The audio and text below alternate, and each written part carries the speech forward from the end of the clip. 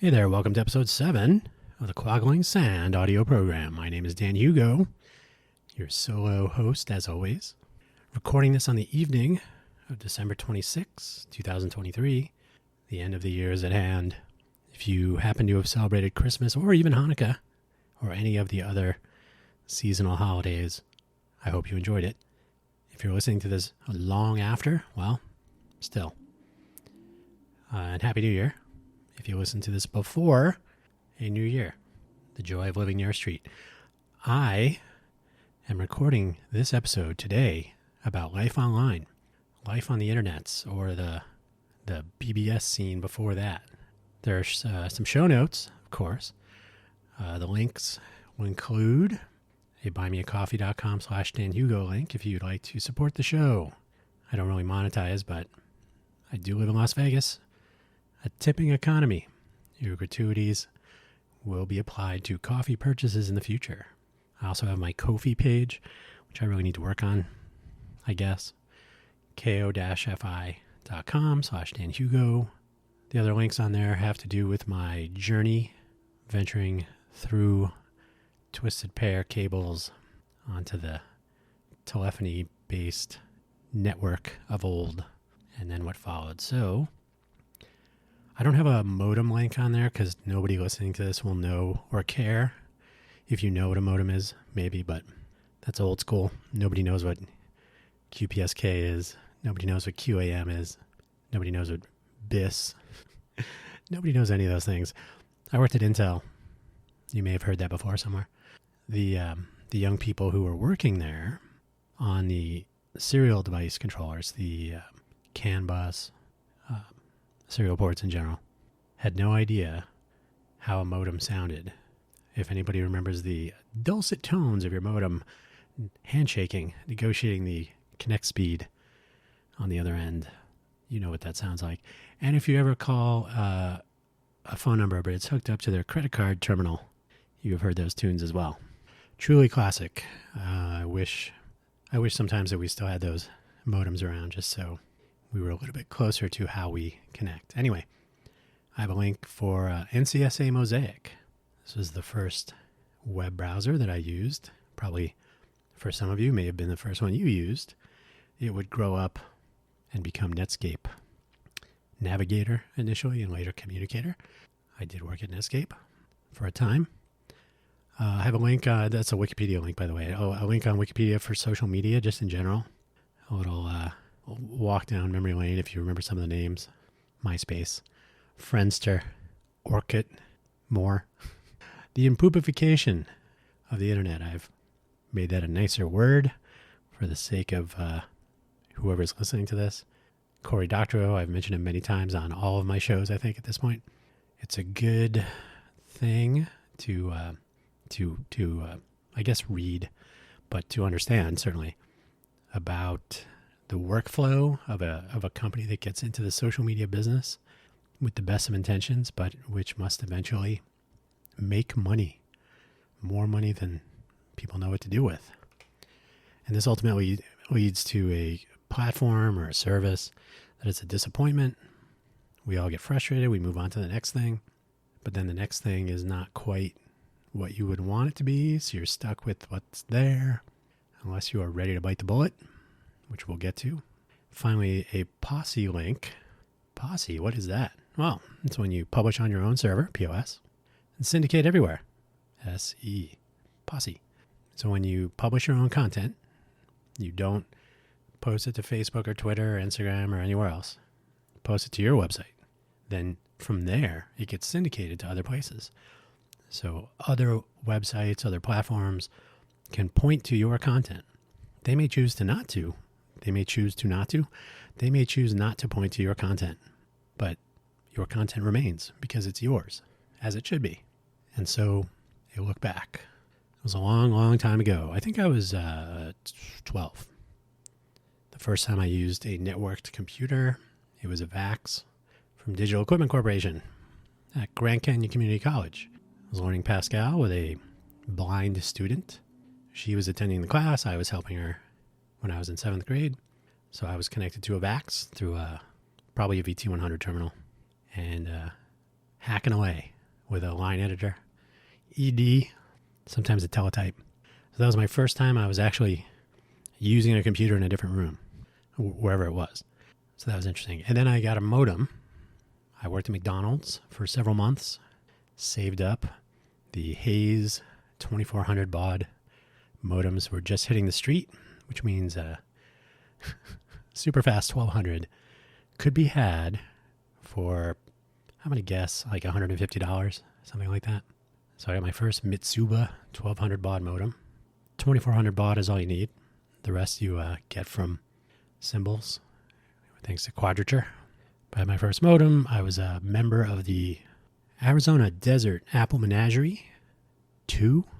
It was meant to look like the Apple II logo with the square brackets. So the Atom 2 user group for Apple products, pretty much the Apple II computer series until the Mac came out. The BBS that they had was interesting. It was mostly articles and nothing too crazy. It was not a hacker database of any kind. It wasn't malware. Although I did eventually become friends with people who did mess with Locksmith and Sprint codes and whatnot. And I've talked about that in a previous episode. I don't know what happened to Dave and Doug and the crew, much less to the little BBS that was run on a HP mainframe at the time, which was probably the size of your typical hallway closet. So it was pretty big, not trivial. So those are my first days. I was a freshman in high school, I think, sophomore at that point. So like yesterday. Eventually I would go off to college. Our dorm rooms, being that we were at Harvey, my college, our dorm rooms were connected to the school network via twisted pair through the dorm rooms. So plug in your RJ11 jack. No RJ45s yet. So RJ11, break it out to a little serial port adapter. And those would go to a switch somewhere in the building. I can't remember where it was exactly. And that would go on to the main network line throughout the campus.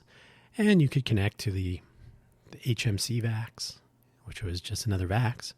Or you could connect to J. Arthur, which was a nice Dynix machine. Dynix? Sequent. It was a sequent balance. Then it was upgraded to a sequent symmetry. And I think it was Dynix was their multi-processor Unix. So I was working in the computer science consulting group as my work study job. So I had my J. Arthur account. Probably somewhere in the annals of J. Arthur, there's a long dormant Hugo, D-H-U-G-O-D, Hugo at jarthur.hmc.edu. I should send that some email and see what happens. Or you can. Tell me what happens. I won't get the email. They should have. Harvey My College is a small enough school that they should have enabled us to hold our email accounts in perpetuity. But oh well. So we didn't have telephone service in our dorm rooms, believe it or not. But we were able to connect to online services. So we became familiar with the, what would it be? Like BitNet network connectivity, right? The internet was still young. So you could connect to other campuses. You could finger your friends. You could use talk or similar chat tools. You could send email. So the current state of email, even though some people would think it's a mess, is pretty easy, pretty straightforward. Back then, there were a few cases where you'd have to know how BitNet addressing worked with the exclamation points and whatnot. So if you remember that, you know what I'm talking about. If you don't worry about it. Since we did not have telephones, I think there was one phone. There was one phone per 2 rooms. So you could use a phone. Sometimes you had to dial through a switchboard. It was for being such a nerdy school, it was woefully behind the times. Like the phone was like a horn and 2 bells, and you'd hit the hook to get the attention of the switchboard operator. Probably her name was Melba. I asked her to dial home, and she would ask how you're doing. So yeah, it was a kind of a mixture of leading edge and definitely trailing edge. So that was an interesting time. But yeah, we were able to use the computer network in our dorm rooms. I think it was my sophomore, junior year, probably junior. One of the students was working for some company. It might have been Sun itself, but he had a Sun workstation, some Spark in his room, and we were all floored by this. Like, what? Somebody who worked on Kai Power Tools, if you're an old school Photoshop user, he was from Harvey Mudd. I think Jason Regier is maybe still at Blizzard. I remember he started working for them from our dorm rooms. So yeah, our dorm rooms were just connected barely to enable such things. But it was our first foray onto the internet. We could read news. We could turn in our homework. We wouldn't have to walk to the other end of the campus. So it was really a good taste of remote access, remote work from home access, if ever there was. Once I graduated, we had to contend with the email address would linger, but you never knew how long. So I signed up. I mean, at the time, dhugo@hmc.edu, alum.edu, something like that. Was working for a while. It was good enough to sign up for Facebook eventually. But I did get a netcom email address. So I used to be dhugo@netcom.com. Netcom started sucking. So then I got dhugo@best.com. Also started sucking. So when I was working in the, and then I mentioned I did have my school address. So when Facebook came out, we were going to have a alum portal of some sort by some small startup that one of our alums had started or was working for. But everybody said, let's just use Facebook. So dumb. But I managed, because Netcom and Best were such a disappointment, I was working in the Newton group at Apple Computer way back when. And I said, I've had enough of Best. How about worst? So I was, I'd had enough, and I said, I'm just going to register my own domain. And these were back in the days when you could register just about anything. And the internet, I think, was just becoming Network Solutions around that time. And you could reserve a name, and then you wouldn't have to pay for it for a couple of weeks. So I would register names all the time just for the hell of it, not pay for them. I would reserve them. Just how much money would we save today if you could still do that? Ooh, I have an idea for a business. I'm going to buy the domain today, and then 25 years from now, maybe. So you could register it with a reservation and then not pay for it for a couple of weeks, and then let the excitement die down. You get the bill, $75, because that's how much it used to cost to reserve any domain name back when it was .com, .net, .org. To be a .org, you had to be like a charity, nonprofit. So really, it was all .coms. So yeah, I could have registered business.com or what. There were all these $1 million domains, but I registered what I used to say all the time. I registered reallycool.com. So to this day, since 1996, I think March 1996, dhugo@reallycool.com has been my forever email address. I've always used that for my company. So I had Really Cool Consulting in Arizona. I had Really Cool something else in California. Yeah. And here in Nevada, I have Really Cool Technologies, LLC. So it's always my go-to. It's the oldest internet thing probably I own. Would that Nick handles were still around. I was DH1426, but no. So this was all in Silicon Valley. Like I said, I was working for Apple in the Newton Group when I got my first domain. Before I was going to say the invention, but no, the advent, I guess, of digital subscriber line, DSL, as it dropped onto the Silicon Valley area, I was sticking with my old school modem. It was not 1200 baud. It was, I think the next time I needed a modem, it was after college, of course, and we were up to 33,600 kilobits per second. No, 33.6K. So it was 33,600 bits per second. Thanks very much to quadrature phase shift keying.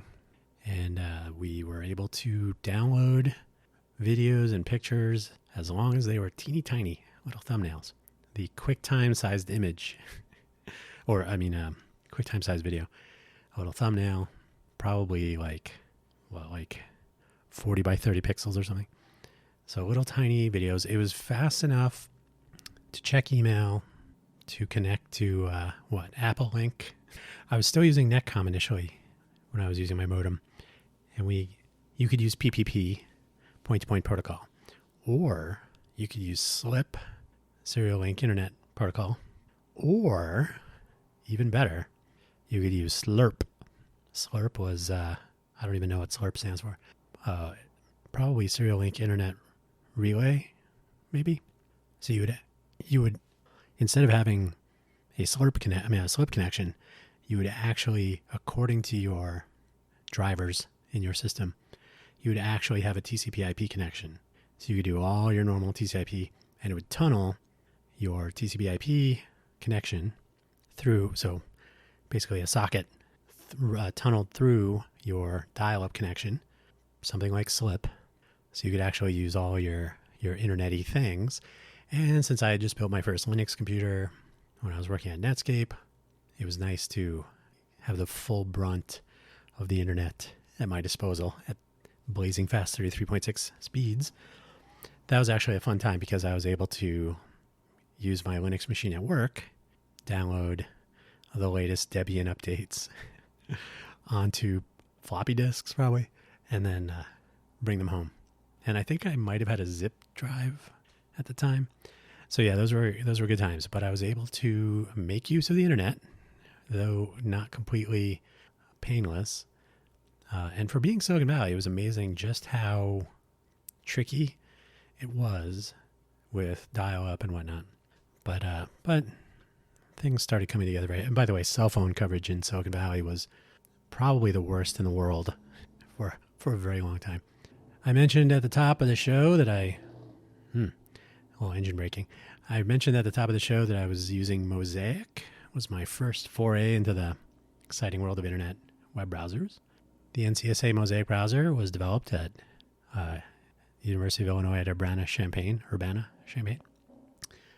by some of my future coworkers.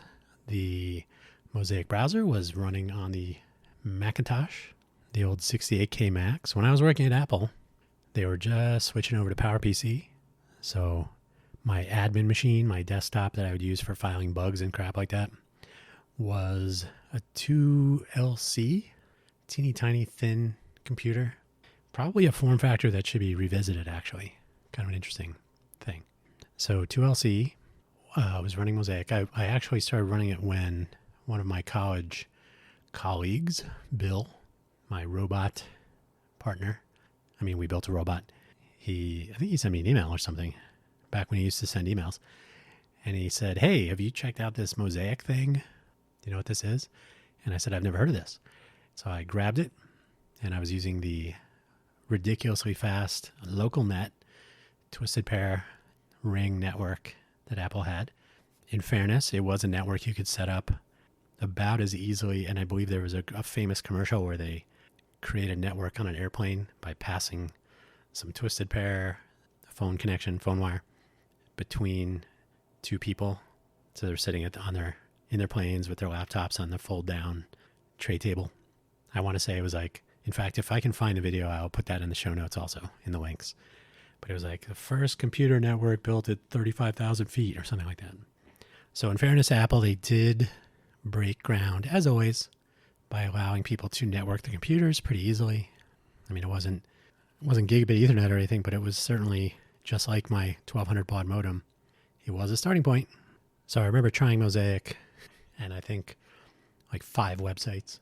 The fun thing about Mosaic, and no one will know what this means today, but for the longest time, well into the communicator days, so Netscape 4.0, that's when I was there, you could use Gopher URL, so Gopher : // You could use WAIS, the Wide Area Information Service, which I think is the new name for YP, if I remember correctly. So things with protocol names could have a standard URL interface, and you could read news in your browser. You could access Gopher. You could use YP services. So those were interesting times. It's when the world had not switched away from all these tried and true services and tools and interconnects. So the browser made a sort of a consistent, programmable interface to glue all this together. And it was pretty neat. So back when Mosaic was running on my Apple 2LC, Macintosh 2LC, what the hell was it called? 2LC? LC2. Yeah, sorry. LC2. Whatever that is. There were so many Macintosh products back then. It was ridiculous. So my Macintosh LC2 running Mosaic on probably a little 12-inch color CRT with all 5 websites that you could visit. I was impressed. It was pretty cool. The classic weird background with the blue URLs. Somewhere, I think on Lex Friedman's podcast, Mark Andreessen, describes why the interface colors were chosen, the defaults for the kind of a gray background with the blue underscored text for URLs and all that. So he tells that story. That one I will leave for you to find. But the joy of my first steps onto the internet was on the 3rd floor, Mariani 1 at a Macintosh LC2 Mosaic browser. Good times. It wouldn't be until sometime later I was working at UMax Computer. I was living with my college roommate, Kevin, and we were in the zone. I remember I was working at Netscape. I had to download my Linux CDs. I actually paid for some Debian CDs one time, and then I would download the updates and bring them home from work so I could actually update them on my computer. My Pentium Pro 200 megahertz, dual Pentium Pro 200 megahertz on a Tyan motherboard, Tyan. Home built, my first Linux home build, would not be the last. And I would bring home my updates and dial in with my 33.6 modem and all that. So fast forward to working at UMax. We were in the zone. We were one of the first 50. We were living in a house at the time, rented, ridiculously overpriced for rent. We qualified to be the first 50 people, 50 homes in the Sunnyvale area to get digital subscriber line, DSL, installed. We had a representative of Singular. I think it was still Pac-Bell at the time, maybe Singular. So we had Gail, was our installation rep on the phone. We had the installers hooking up the wiring, and they were going to try to install it with what's called a Daimler. So if you've ever had more than one phone line in your home and you didn't have sufficient twisted pair, they would put a Daimler on your line, which would shift your second line up beyond 4,000 hertz, which is where your voice cutoff is, 400 to 4,000, approximately. I mean, it goes down below 400, but somewhere around 4,000 is where it rolls off. So probably, starting up around 5. I could probably look it up. Daimler, if you want to look it up. So that would put two voice lines on one pair of twisted copper wires. And this would put the kibosh on our DSL plan. So Gail, I handed the phone, which was a classic old school wireless, cordless, as we used to call them, handset. Handed it to the installer out on the side of the house. And she's like, no, get that Daimler off there, blah, blah, blah. So it was pretty funny. It was truly the wild, wild west. We had what was the company? It'll come to me. It's not coming to me. We had a modem. It was from France, a French company. And so we installed the modem. I had a Power Mac 7500 that I converted to Linux PPC. I built a firewall using IP tables and all that. So it was a NAT router firewall. And why is the name of the modem not coming to me? It will come to me after the show. So the modem did its thing. You could see it train every once in a while. And I started to notice that every 20 minutes or something crazy, the modem would go offline and then it would blink to retrain and then it would come back up. So I was like, this is ridiculous. Now, if you call tech support, by the time you call them, the modem is back up. So you call and you're like, hey, my modem is down. And they're like, no, it isn't. It's like, no. So I wrote a script. It was like basically a cron job that would fire probably every 5 minutes at first, and then it was every minute. And it would, if you're familiar with routing, you know that your location has a gateway, your local gateway, and then you'll have like an upstream gateway that you connect to.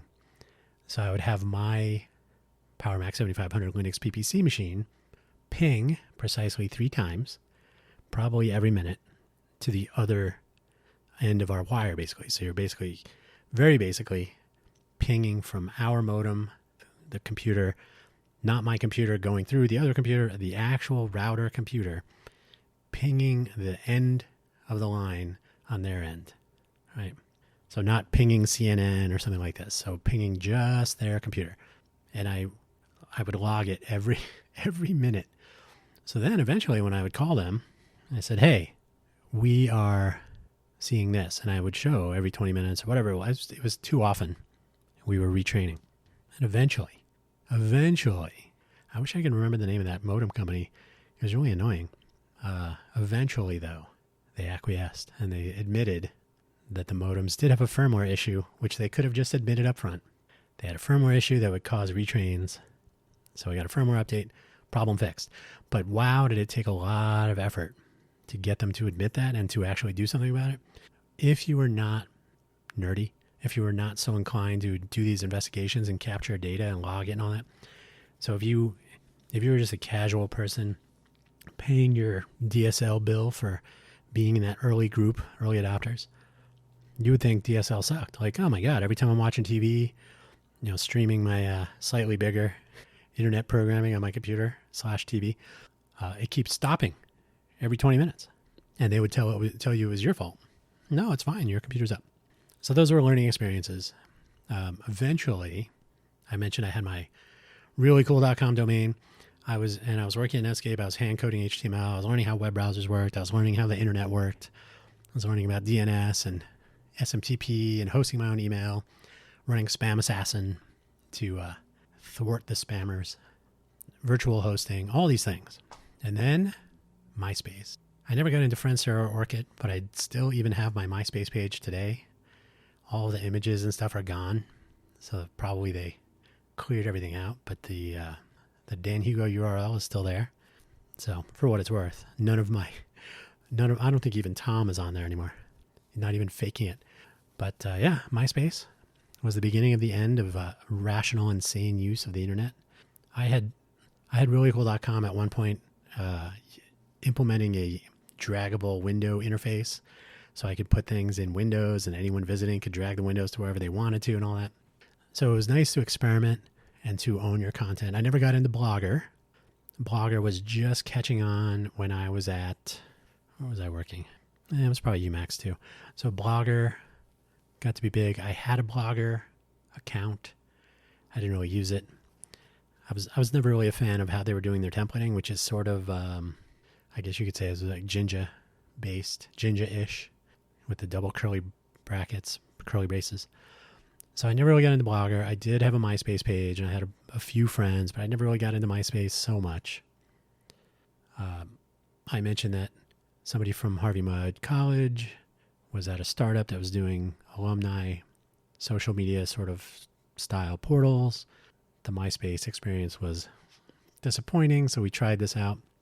And this was when our alumni office was absolutely responsive to feedback, like, should we use this? And then everybody kind of went, oh, maybe we should use Facebook. That seems to work. And that was probably worth some time in purgatory later. But that was the beginning of the end of that era when we all started handing over our souls to these awful centralized platforms that dictated the rules and turned us into products and whatnot. Now, I did start using Twitter, and in fact, Twitter has an entire story behind it with Cafe Centro and the Cafe Genius project here in Vegas, and just the notion of how a thing can start very organically. They launched it South by Southwest and all that. So Twitter is an interesting story on its own. It will reach its own horrible end here soon enough. But Twitter, when I was working at Jawbone, sometimes called the Aleph Jawbone with the Bluetooth headsets, and eventually the Jambox. Those were good times. Twitter was how food trucks communicated with their customers. So Twitter as a outreach platform, very low barrier to entry, very low sort of overhead for maintenance. There was no authoring content. It was literally, if you know the history of Twitter, it was literally texting everyone. The limit of 140 characters was initially based on the limit of a text message with the addressing information included. It was before text messages could chain, so you were limited to the body of a text message with your RT or your at. So food truck owners needed a way to reach their customers, and they started using Twitter. And I became interested in food trucks around the time. So food trucks and Twitter went together like peas and carrots. And Twitter became that way to reach their customers. If you were cool, I'm drinking a little apple cider vinegar. It is not helping. Straight apple cider vinegar. Ugh. So Twitter was cool because you could actually properly geotag your tweets if you were so inclined. So in my food truck application days, which that's for another show for another time, but I actually would grab the latitude and longitude of the food truck, and I would tag their tweet with the physical location. And a geotag tweet could display the map in the Twitter stream. It would have a pointer on a map that would tell you where the tweet was. So you could positively identify where a food truck was, which is always a problem if you use the postal address but you're behind the building, or if your GPS on your phone somehow puts you across the street because it's wonky. There are apps that actually would do that, and they would shrug their shoulders like, sorry. So Twitter enabled you to specifically, explicitly geotag your tweets. The whole Twitter API was pretty usable. The Twitter card thing was even more interesting, but just in general, it was a pretty interesting tool to use at the time, especially for this food truck marketplace that was basically leveraging this entirely to reach their customers and cross promotion, all that. There's a whole bunch of things I will talk about in another episode. But basically, this was the two-way street for people food truck owners to say where they were, food truck fans to, which I did many times, retweet pictures of food or pictures of the crowd and all that. So there was a time when I was actually a Twitter influencer for like 10 minutes, but it's out there. I used to have tons of food truck owners following me on Twitter. What an unusual time.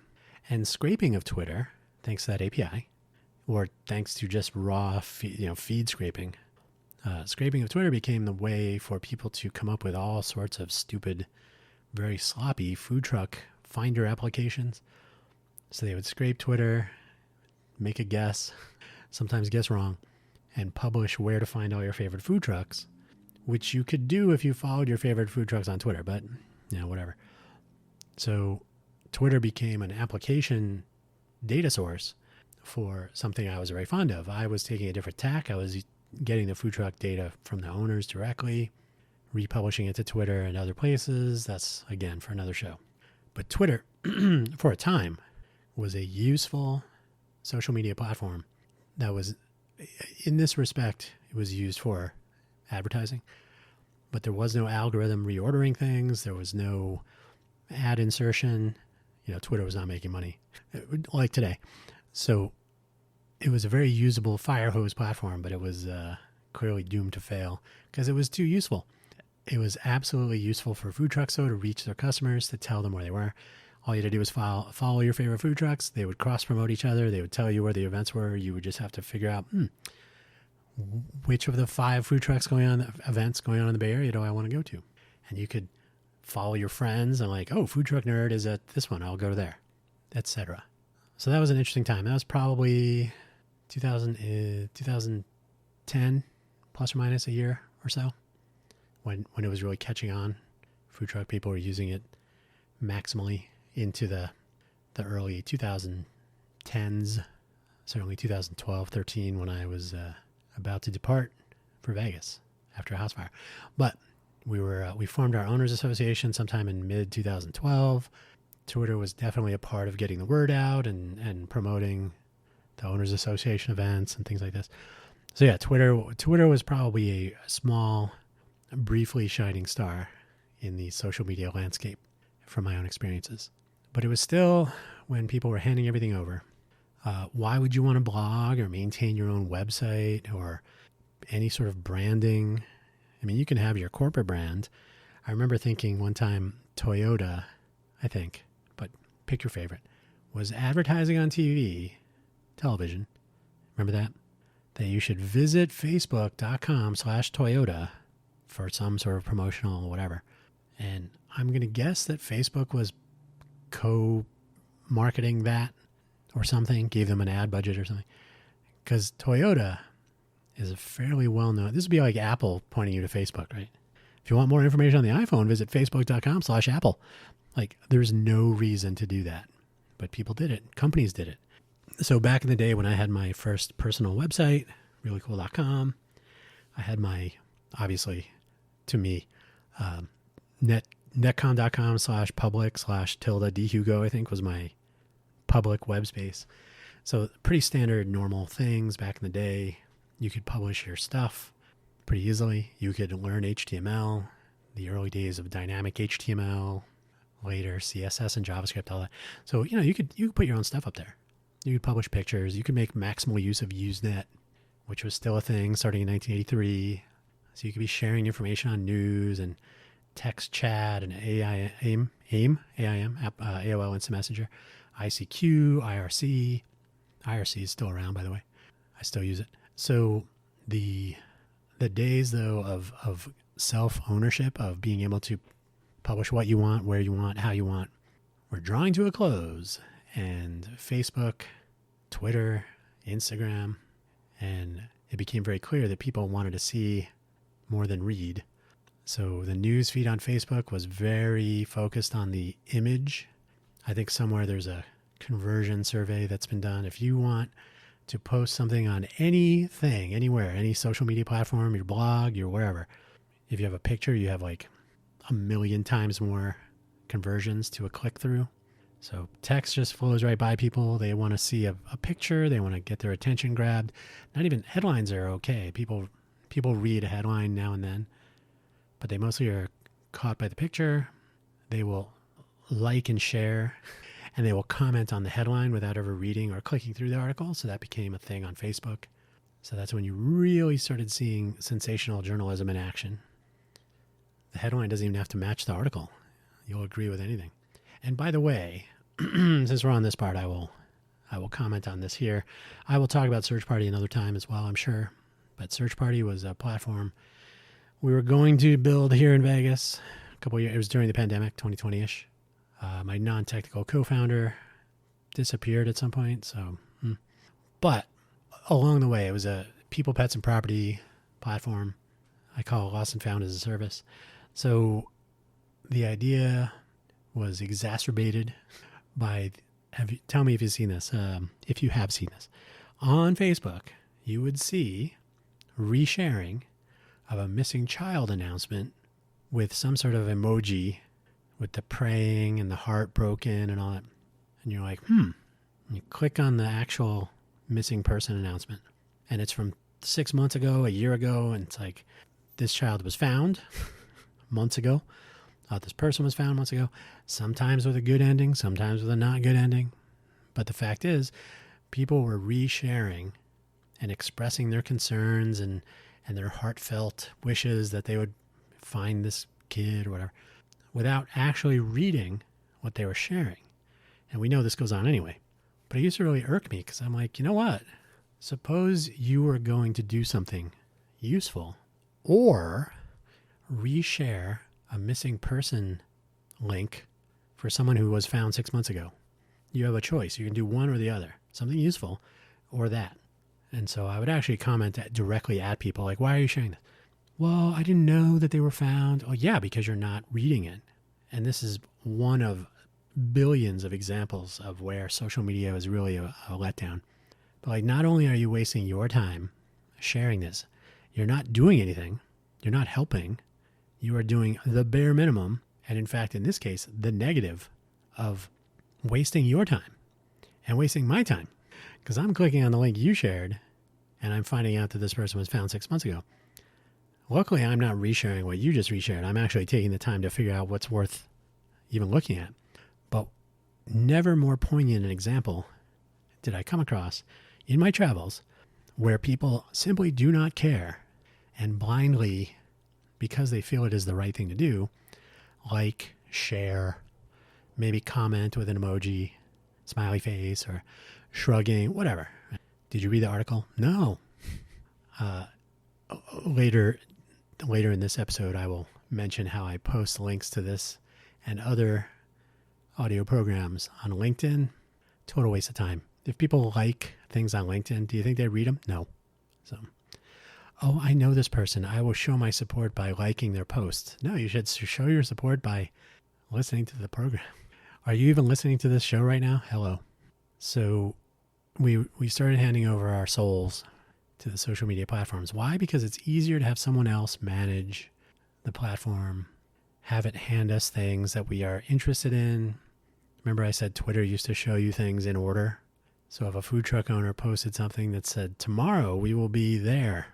And in fact, I showed a demonstration one time to the owner of We Sushi, Sofian. We were at an event in Los Gatos. I feel like I remember it as though it were yesterday. I said, hey, Sofian, what do you think of this? I showed him my mobile interface to my food truck platform I was building. I said, you type in your message for tomorrow, and you say, here's where we're going to be tomorrow.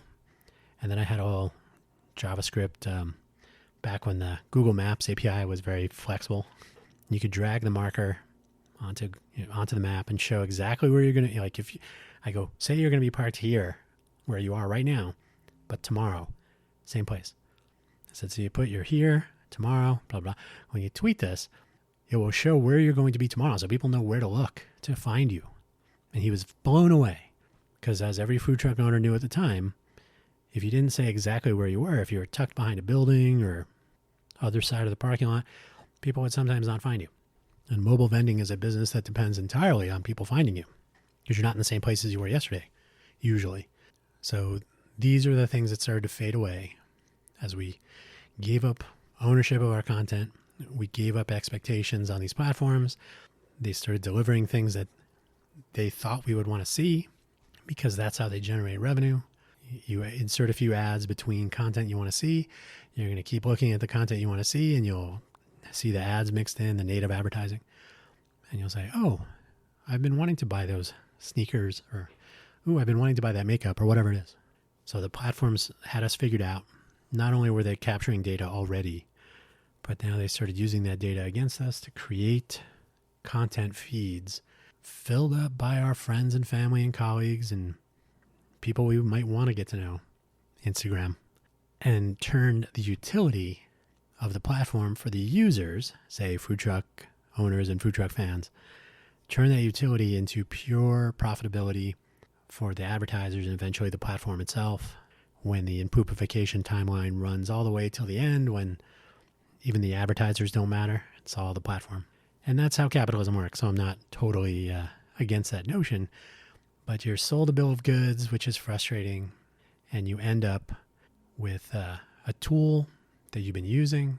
Suddenly it turns into a tool that you don't really get much use out of. And then when you want to leave and stop using the tool, you somehow become the bad person. Like, oh, how come you're not using Twitter anymore? And if you're a celebrity of some sort, or a celebrity, as some would say, oh, no way. The person disabled their account, the person privated something, the person deleted a post. My favorite is when you see a news article written about a tweet. You know, at the time it was the 140, but now it's 280. How can you write 500 words on 280 characters and consider yourself a journalist? You can't. So the handover started, arguably still going on. LinkedIn, to me, was at first different. It was a useful platform for one important reason.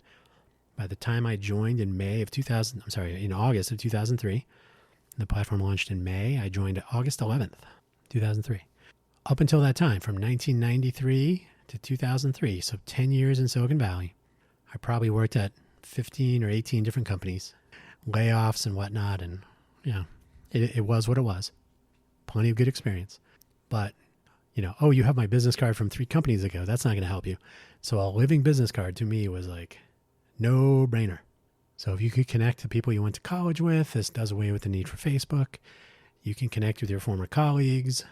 Now I have your current employer, you're self-employed, whatever. I could contact you, see what's up. Oh, we both know this other person. Oh, can you connect me with this other person? I'm trying, all the useful things about networking. So LinkedIn in its early days, was that Evan Williams? Was cool. I was like, yeah, this makes sense. That's not Evan Williams. What's the guy's name? Doesn't matter. Microsoft came along and completely destroyed this platform. So now LinkedIn is over 1 billion users, I believe, and it is all algorithm. It is all pontification, Facebookification. You must feed the algorithm or no one will see what you post, et cetera, et cetera. So I'm really disappointed in LinkedIn, but I've had a presence on all these platforms. I mean, I even tried Orkut. I don't know if I ever really tried Friendster. So I have always tested these things. Well, yeah, less and less over the years. But it was always like the rush to register my username. Oh, I got to get Dan Hugo on whatever. That's why Dan Hugo is on Instagram. Because I didn't missed out. So Dan Hugo. Oh, also taken. Oh, I'm sorry. I could get D Hugo, but nobody uses Unix file usernames. So Dan Hugo everywhere. So I'd always try out these platforms. I would rush to get, my company name. Had to get, food truck thing I was working on Twitter, of course, and Instagram, Facebook pages. So you'd always try to get your brand matching up and everything because you're like, oh, I gotta be found on all these platforms. Create the LinkedIn page, all this. And eventually, as in now, I have found, like, why am I not maintaining my own brand? And people can find me wherever I'm posting. They should find me, not my presence on some platform I have no control over and which can do whatever they want to me or to them at their discretion anytime. So I think the dark times, this is not a conspiracy audio program, but dark times are upon us. The impoopification that Cory Doctorow writes of, I have referred to it many times. It is very believable. I believe his original article was about TikTok, but it's so true across the board. If you listen to any of his talks on this, it is just the way of business. And it's unfortunate that we, the customers, are the product, et cetera, et cetera. One of the biggest problems I have, though, I mentioned earlier, I set up my own mail servers. The main reason I got reallycool.com was because I was tired of telling people, oh, make sure you use dhugo at best.com instead of dhugo at netcon.com. Make sure you use dhugo at netcon.com instead of dhugo at hmc.edu, whatever it was. So I got tired of having to update my email address to people. Now, obviously, LinkedIn helped with that a little bit. But as soon as you are able to send, there's a saying, every application will continue to develop or modify or be developed until it can eventually send email. So now you have people that say, oh, I don't want to send you an email. I want to send you a direct message on LinkedIn, which is a critically horrible messaging platform. Facebook messaging, then they bought WhatsApp, Twitter direct messages, Instagram direct messages, now Instagram threads. Hopefully they will continue their ActivityPub support. But it becomes ridiculous. Like, why can't I just get an email? The email that I can forward, that I can save, that I can excerpt, that I can add people to, like as if we're adults communicating. But no, LinkedIn doesn't let you add people that can still see the previous message thread, other places, or you can't forward. It's very difficult to download an archive unless you download all of your data and stuff. Like, why can't you, and Jamie Zielinski argued one time, like, why are email messages being stored in databases? There's a perfectly acceptable mbox format with decades of tools that work with this text store. People try to get tricky, but what they end up doing is building a system that doesn't interoperate and becomes less useful for the user for the sake of some feature set that you don't need, but that they can control. And now you get LinkedIn DMs, for example. When you connect with someone, you get a direct message. And you have to like interact with them outside of your communications that you have control over or ownership. Like, oh, I'm on vacation, so I didn't see your message, and there's no vacation responder. You cannot, so you can't tell people you're on vacation. You can't disable your direct messages. Like, hey, don't send me a direct message because I'm out of town. So various simple things are not allowed. Certainly not if you're not paying a premium member of LinkedIn. So to me, this is a dark time. The control of not only our own brand, but our communications. After so many years, I mean, this journey I've been telling you about, it started in, I first used that Vax when I was a junior in junior high. So I was 81, 82, 1982. Wow, 42 years ago. So we should be able to, 41 years. We should be able to control our presence on the internet. That's my whole take. And I think over the years, if you have not grown up in the we'll call it post MySpace era, if you weren't born and your parents reserved you your name on Facebook, Twitter, see, on your 13th birthday, when the Child Online Privacy Protection Act, COPPA, allows you legally to use these services, you're like, hey, I'm 13. It used to be that you were an adult in some cultures, but here's your username. So if you were born into this, then you don't have a full native appreciation for the ability to have some sort of destiny that you control, communications, usernames, things like this. And I kind of think it's a mess. So I think life online will be more interesting if, much like the old days. See, today it's very easy to just sign up for a Facebook account. Sign up for not a Twitter, sign up for an Instagram account. Although Facebook has made it a little bit more painful to register a name for a brand.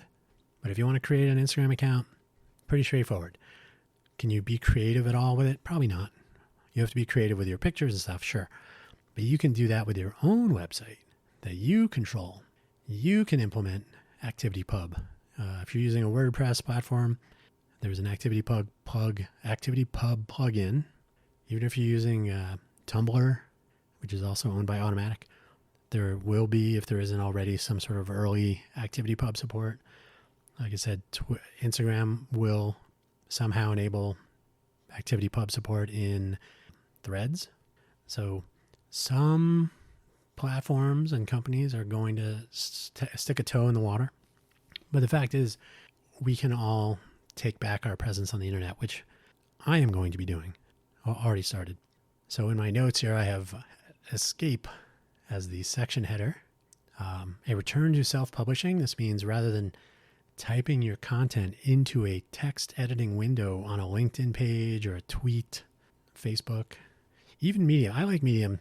Medium.com. I have a danhugo.medium.com. I like Medium, but even then, you're still handing your content over to somebody else. They take care of monetization, but they also control the look and feel and all that. You can do some branding, but so, or you can have the content on your own domain. But so I like Medium. I think Medium has done some cool things. There was some bickering about some of their policies and whatnot, but I think Medium is overall a good thing. I read stuff on Medium constantly. So some really good content. So I appreciate Medium. I'm not putting them in this pile, but I think your big four, Facebook, Twitter, Instagram, LinkedIn, got to go, which is my state of affairs today. YouTube is just as bad. I don't really publish content on YouTube, although I will move the audio programs over to YouTube because Google Podcasts is going away. They're going to move them all to YouTube. So sure, but that's just a channel to be found. Even audio content for your own podcast or audio program, even the word podcast, not a fan.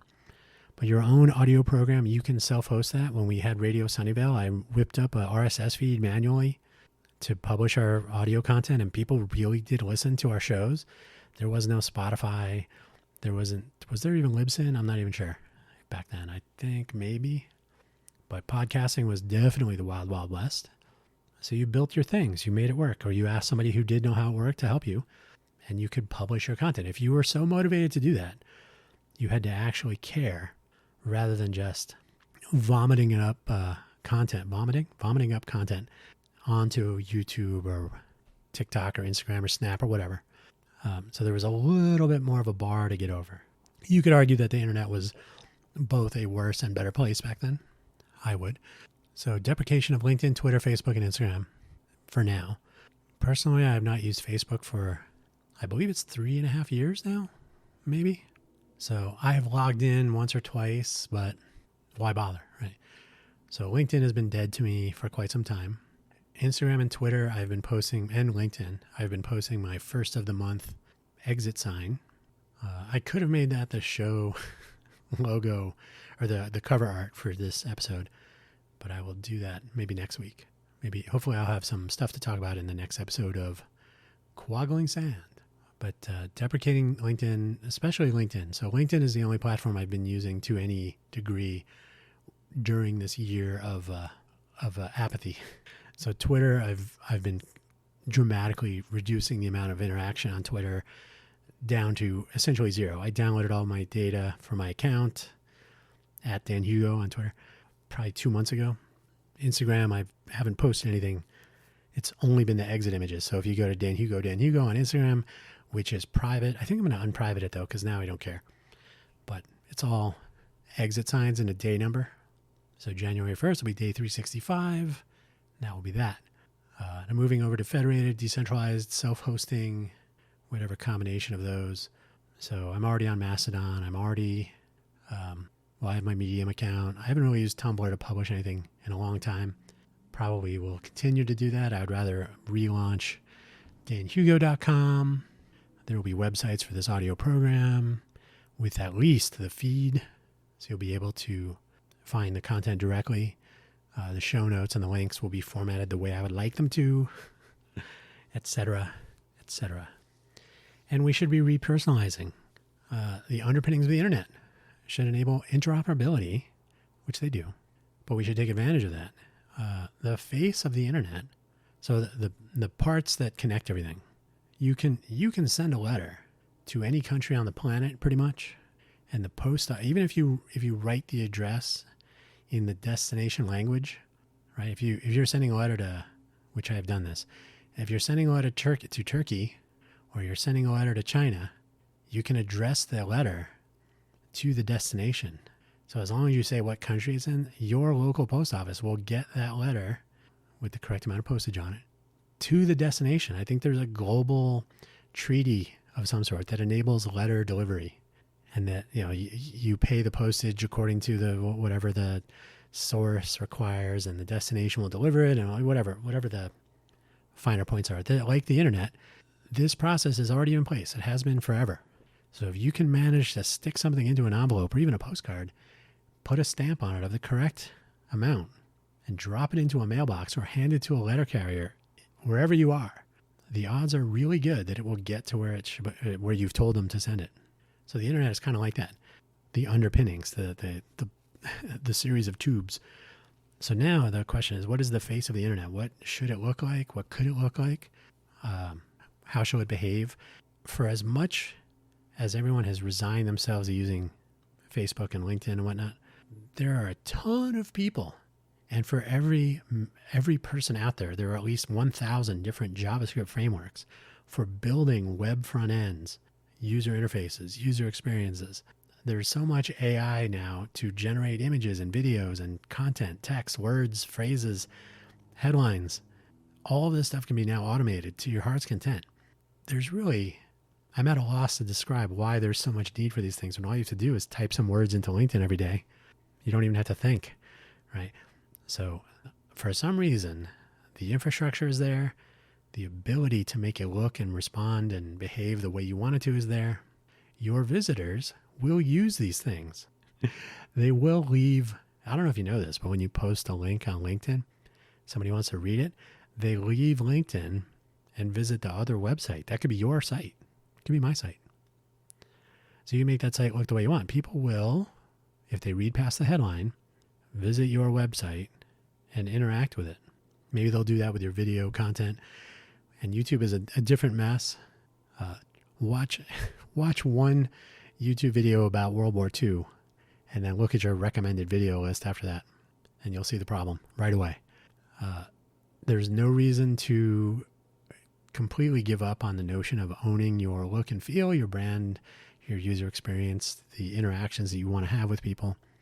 Even if you're an individual blogger, if you have an ounce of creativity, you could be putting this to good use and coming up with new ways of presenting what you want to present, but taking advantage of the underlying infrastructure to connect, to make things accessible. Look up Why Aria. I'll try to put a link to that, and then just so you know. I do not remember at this moment what why our Alcatel modem, by the way. Alcatel, French company. Alcatel. Alcatel. Jerks. So why Aria, web access, something, accessibility, something. There are standards, there are best practices for how to make things accessible to people who may not be able to see or hear or interact the way many people do. The ability to localize your website into languages with different cultural nuances, what dollar sign or what currency sign, commas versus periods, et cetera, et cetera. So the tools are in place to do these things. We should be able to control them the way we need to get our message out, the way it looks and feels according to our branding interests, desires, and not hand over everything to a profit-driven company that does not care about you. The only algorithm I should have to feed is mine. And that's where I will leave today's episode. You can hear my voice is going completely south. It is something in the air in Las Vegas, the greater Vegas area, that affects my allergies such that most times through the day, you get this. It sounds like a labored, maybe like I have a sore throat or something. I'm not quite RFK Jr., but I do continue to quest for the solution. Oftentimes, especially in the morning, possibly because of head sinus orientation, I speak more clearly. I'm more able to put my voice to good use. So I'll have to focus on that into the future. But for the moment, I thank you for putting up with this voice that I must put up with so often. The life online has been interesting thus far. I would like to call the end of 2023.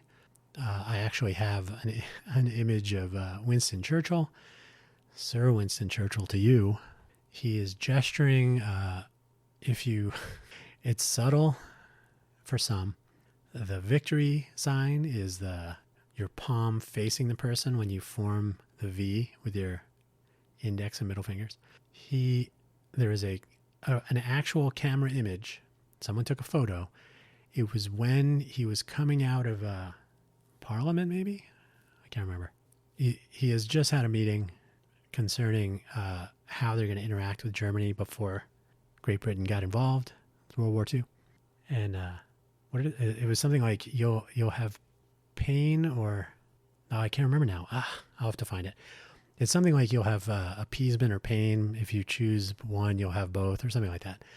But anyway, he's literally the British version of the Western middle finger is the victory sign, but turning the back of your hand towards the person.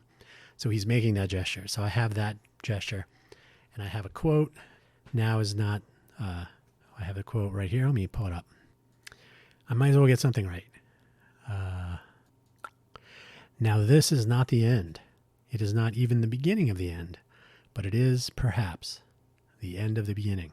So I'd like to think that the 2023 will be the end of the beginning of my presence online, and that the balance of my presence therein will be under more of my control. I'll take more advantage of, I'm gonna see if I can find that. Yeah. He's the image, one of the images that they show is he's making a cheeky version. Peace or pain, both. That's what it was. The Iron Curtain speech. Is that it? I can't find it. I'll find it, and I will, maybe I'll put it in the show notes. But maybe not, because it's not a big deal. The bottom line, though, is that 2024 will mark the beginning of what I've been talking about for years, which is we should return to owning our own content, publishing our own stuff. My FFS talk episode this week, if you are so inclined, will be about the glass rectangles we all have in our pockets now, most of us. The mobile phone, everybody thinks they're going to jump from phone to head-mounted display of some sort. It'll be some visual, augmented reality, virtual reality engagement. I don't think we're going to be there yet, but I think there was a time when phones were new. Nokia especially was doing some really crazy things. The software side, we've totally handed over everything to Google and Apple. It's a real shame. So Linux and open source hardware and open platforms that you can actually hack on that don't have the digital signature module baked into the processor to verify firmware that locks you out. I can see if it, as long as it verifies that the image is what you want it to be, but I purchased the phone, and I can understand that Google wants to get some of their money back in the development of the Pixel device, whatever partnership they have with whomever's building it or whatever. But at some point, you should be able to say, you know what, instead of having a locked phone locked not only to the carrier, but locked bootloader, locked firmware, all that, I should be able to run the firmware that I want, as long as my device doesn't somehow take undue advantage of the carrier network. And at this point, carrier networks there are several, and you probably can get away with it staying off of them if you have a concern, and just use various Wi-Fi access points and whatnot. But yeah, there's no reason today in the 21st century that we should not be able to literally do what we want with our mobile device and not have to hand over our entire lives and existence to one of two companies and hope that they will, my least favorite word, let us do what we want or need to do. So anyway, I'll leave it there. Check out the buymeacoffee.com/Dan Hugo. You don't have to buy me a coffee, although you can if you want, but I have links to my other project feeds. At this time, as I'm saying this right now, they are pointing to Spotify for podcasters, which used to be Anchor profile pages, but there are websites for each of the things I'm working on. So now I just have to go back in time, be more creative, not hand over all of my stuff to Spotify because I'm no Joe Rogan. But you can check out the buymeacoffee.com/Dan Hugo profile page. It has various links. I will be more attentive to that because I am returning to controlling my own content online. Buy Me a Coffee is a nice out-of-band sort of backup site. danhugo.com still own it, need to deploy it and everything else. But 2024, the year we make contact again. So I will leave it there. Thank you for listening, and Happy New Year.